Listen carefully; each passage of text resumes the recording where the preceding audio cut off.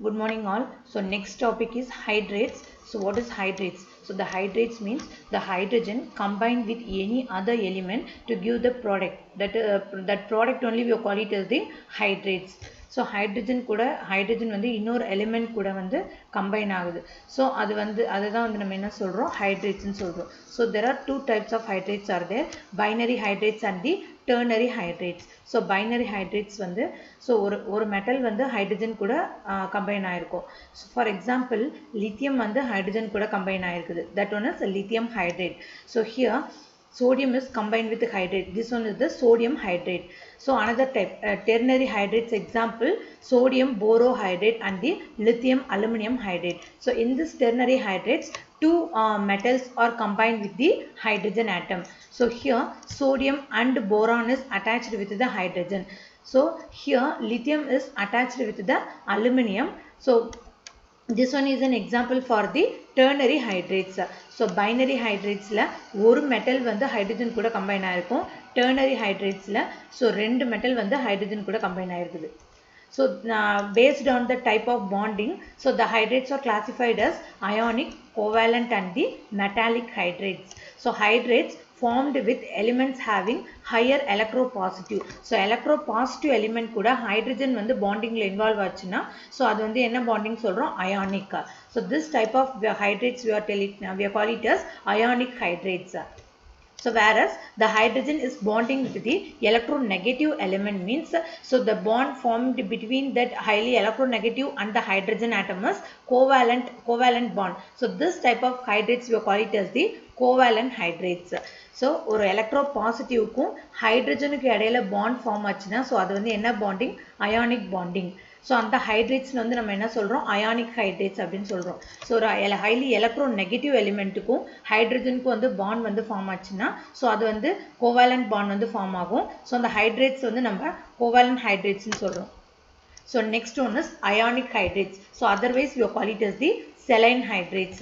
So இந்த type of ionic hydrates வந்து ஒரு highly electropositive metal க்கும் so hydrogen க்கு இடையில வந்து bond வந்து form ஆகும். So இது வந்து highly electropositive metal னா so alkali இல்லனா alkali earth metals. So இந்த metals கூட hydrogen bond form ஆச்சுன்னா so அது வந்து நம்ம என்ன சொல்றோம் ionic hydrates அப்படினு சொல்றோம். So இதுல வந்து beryllium magnesium வந்து so இது வந்து exception. So beryllium magnesium வந்து ionic hydrates வந்து form பண்ணாது.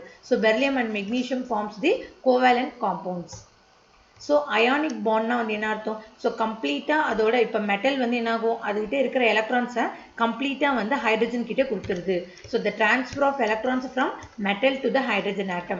So complete transfer ஆகி அங்க ஒரு bond form ஆச்சுன்னா அது வந்து என்ன சொல்றோம் ionic bond ன்னு சொல்றோம். So இது வந்து எந்த டெம்பரேச்சர்ல வந்து so இப்ப ஹைட்ரஜனையும் மெட்டலையும் வந்து 400 டிகிரி செல்சியஸ்ல வந்து ஹீட் பண்ணும்போது தான் நமக்கு வந்து ionic hydrates வந்து ஃபார்ம் ஆகுது. So ஃபார்ம் ஆகுற ப்ராடக்ட்ஸ் வந்து எப்படி இருக்கும்னா salt like இருக்கும். So அந்த ப்ராடக்ட்டுக்கு high melting point வந்து இருக்கும். So அது வந்து white crystalline solid வந்து இருக்குது. So and then இதுல இருக்க இப்ப ஃபார்ம் ஆகுற ப்ராடக்ட்ல so metal வந்து positive cation வந்து இருக்கும். hydrogen வந்து negative ions இருக்குது.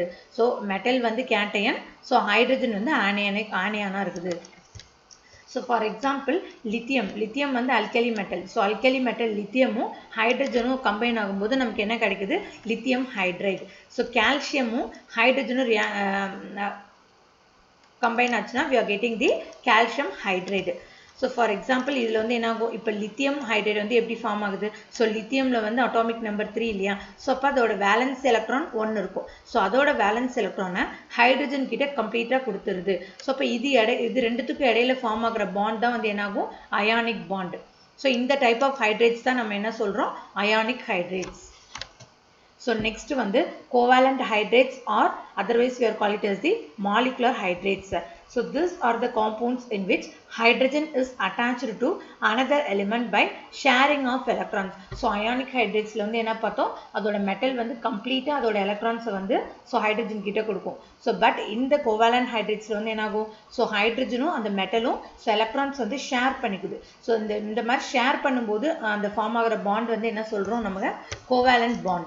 So the form of a product வந்து என்ன சொல்றோம் covalent hydrates. So most common example for covalent hydrates of non-metals. So non-metals லாம் வந்து என்னென்ன carbon, phosphorus, silicon, nitrogen இதெல்லாம் வந்து non-metals. ஸோ இப்போ இதுக்கு எக்ஸாம்பிள்ஸ்லாம் வந்து என்னென்னா methane, ammonia, water, hydrogen, chloride. So covalent hydrides வந்து நம்ம எப்படி பிரிக்கலாம், 3 கேட்டகரிஸாக பிரிக்கிறாங்க. Electron precise, so electron deficient and electron rich hydrates. So electron precise வந்து எந்த குரூப் வந்து ஃபார்ம் பண்ணுன்னா குரூப் 14 வந்து எலக்ட்ரான் ப்ரீசிஸ் வந்து ஃபார்ம் பண்ணும். ஸோ எக்ஸாம்பிள் வந்து methane, ethane, silane, germane. So electron deficient வந்து குரூப் 13 வந்து ஃபார்ம் பண்ணும். ஸோ எக்ஸாம்பிள் வந்து B2H6 diborane. So electron rich hydrates வந்து குரூப் 15, குரூப் 16, குரூப் 17 எலிமெண்ட்ஸ் வந்து எலக்ட்ரான் ரிச் ஹைட்ரேட்ஸ் வந்து ஃபார்ம் பண்ணும். எக்ஸாம்பிள் வந்து அமோனியா, வாட்டர்.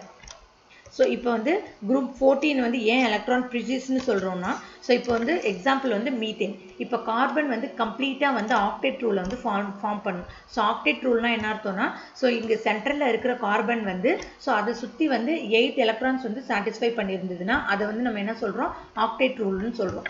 ஸோ இப்போ இதோட அவுட்டர் மோஸ்ட் வேலன்சியில் எத்தனை எலக்ட்ரான் இருக்குன்னா இந்த 4 எலக்ட்ரான். ஸோ இந்த 4 எலக்ட்ரானும் என்ன பண்ணுது, 4 ஹைட்ரஜன் கூட பாண்டிங்கில் வந்து இன்வால்வ் ஆகிடுது.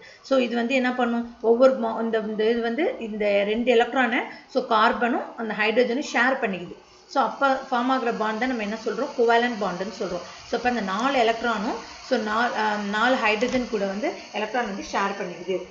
ஸோ அப்போ இந்த கார்பனை சுற்றி இப்போ எத்தனை எலக்ட்ரான் இருக்குது, ஸோ 1 2 3 4 5 6 7 8. ஸோ அப்போ அந்த சென்ட்ரல் கார்பனை சுற்றி 8 எலக்ட்ரான்ஸ் வந்து இருக்குது. ஸோ அப்போ அந்த கார்பன் வந்து ஆக்டேட் ரூலை வந்து ஃபாலோ பண்ணுது. ஸோ ஆக்டேட் ரூல் வந்து சாட்டிஸ்ஃபை ஆகிடுது. ஸோ இது வந்து நம்ம என்ன சொல்கிறோம், எலக்ட்ரான் ப்ரீசிஸ் குரூப் 14 ஃபார்ம் பண்ணுன்னு சொன்னோம் இல்லையா. ஸோ கம்ப்ளீட்டாக அது வந்து ஆக்டேட் ரூலை வந்து ஃபார்ம் பண்ணியிருக்கு. ஸோ இது வந்து example for the electron precise. So next one is electron deficient வந்து example diborane. So BH3, so அதாவது BH3 போரேனோட ஸோ டைமர் தான் நம்ம என்ன சொல்கிறோம், டைபோரேன். ஸோ இப்போ BH3ல வந்து எப்படி இருக்கும், BH3ல வந்து ஆக்டேட் ரூலை வந்து இது வந்து சாட்டிஸ்ஃபை பண்ணாது. ஸோ இங்கே வந்து 2 எலக்ட்ரான் வந்து டெஃபிஷியண்ட்டாக இருக்குது. ஸோ இப்போ வந்து போரேனில் வந்து எத்தனை 6 எலக்ட்ரான்ஸ் தான் இருக்குது. ஸோ இங்கே வந்து பார்த்தோம்னா 6 எலக்ட்ரான்ஸ் தான் சாட்டிஸ்ஃபை ஆகிருக்கும். இங்கே வந்து 2 எலக்ட்ரான் வந்து டெஃபிஷியண்ட்டாக இருக்குது. ஸோ டெஃபிஷியன்ட்னா அங்கே வந்து 2 எலக்ட்ரான் கம்மியாக இருக்குது. ஸோ இப்போ போரான் சுற்றி பார்க்கலாமா, 1 2 3 4 5 6 எலக்ட்ரான்ஸ் தான் இருக்கும். ஸோ அப்போ 2 எலக்ட்ரான் இங்கே வந்து டெஃபிஷியண்ட்டாக இருக்குது. So this one is an example for the electron deficient. So example diborane. So next வந்து electron rich hydrates. So example வந்து அமோனியா. ஸோ அமோனியாவில் வந்து எப்படி இருக்கும், ஸோ எக்ஸஸாக 2 எலக்ட்ரான் வந்து இருக்குது. ஸோ நம்ம வந்து இதில் வந்து 6 எலக்ட்ரான் வந்து பாண்டிங்கில் வந்து இன்வால்வ் ஆகிருக்கும். ரிமைனிங் 2 எலக்ட்ரான் வந்து பாண்டிங்கில் இன்வால்வ் ஆகாமல் தனியாக இருக்குது இல்லையா. ஸோ பாண்டிங்கில் அந்த எலக்ட்ரான் இன்வால்வ் ஆகிடுச்சுன்னா ஸோ அதை வந்து நம்ம என்ன சொல்லுவோம், பாண்ட் பேர் ஆஃப் எலக்ட்ரான் அப்படின்னு சொல்லுவோம். ஸோ அதுவே பாண்டிங்கில் இன்வால்வ் ஆகாமல் தனியாக இருக்குது இல்லையா, அதை வந்து நம்ம என்ன சொல்லுவோம்னா லோன் பேர் ஆஃப் எலக்ட்ரான் அப்படின்னு சொல்லுவோம். ஸோ இப்போ நைட்ரஜனில் வந்து ஒரு லோன் பேர் ஆஃப் எலக்ட்ரான் வந்து இருக்கும்.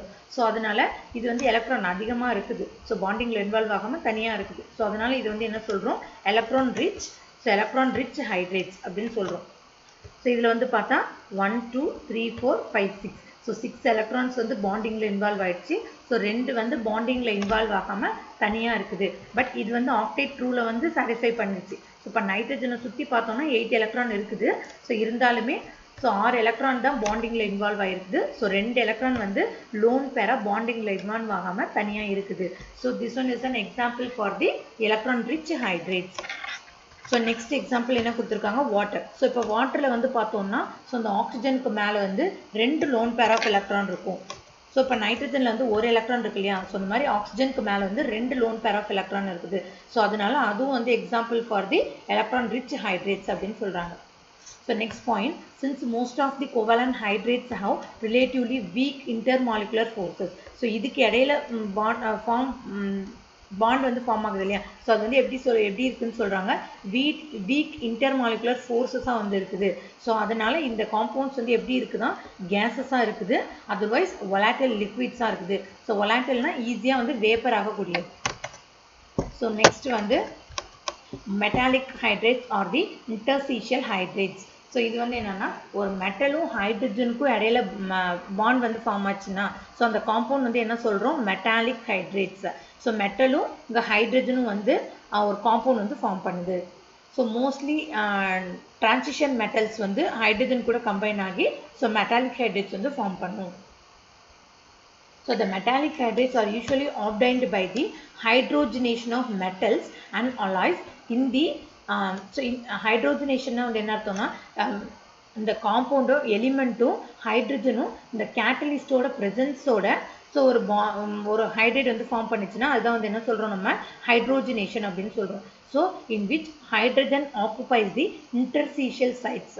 ஸோ இன்டர்ஸ்டீஷியல் சைட்ஸ்னால் இப்போ கிறிஸ்டல் ஃபார்மேஷன் அப்போ என்ன ஆகும்னா ஸோ ஆட்டம்க்கு இடையில வந்து கேப்ஸ் வந்து இருக்கும். ஸோ அந்த கேப்ஸ் தான் நம்ம என்ன சொல்கிறோம் வாய்ட்ஸ்ன்னு சொல்லுவோம், இல்லைனா இன்டர்ஸ்டீஷியல் பொசிஷன்னு சொல்லுவோம். ஸோ ஹைட்ரஜனோட சைஸ் வந்து ரொம்ப ஸ்மாலாக இருக்கிறதுனால வந்து என்ன பண்ணுது ஸோ அந்த கேப்ஸில் போய் செட்டில் ஆகுது. ஸோ அப்போ அந்த மெட்டலுக்கும் ஹைட்ரஜனுக்கு இடையில அதாவது அந்த காம்பவுண்ட் வந்து ஃபார்ம் ஆகுது இல்லையா ஸோ அதை தான் நம்ம என்ன சொல்லுவோம் இன்டர்ஸ்டீஷியல் ஹைட்ரேட்ஸ் அப்படின்னு சொல்கிறோம். ஸோ ஏன் இன்டர்ஸ்டீஷியல்னு சொல்லணும்னா அது இன்டர்ஸ்டீஷியல் பொசிஷனில் போய் ஹைட்ரஜன் போய் செட்டில் ஆகுது. ஸோ அதனால் இதை இன்டர்ஸ்டீஷியல் ஹைட்ரேட்ஸ்ன்னு சொல்கிறோம்.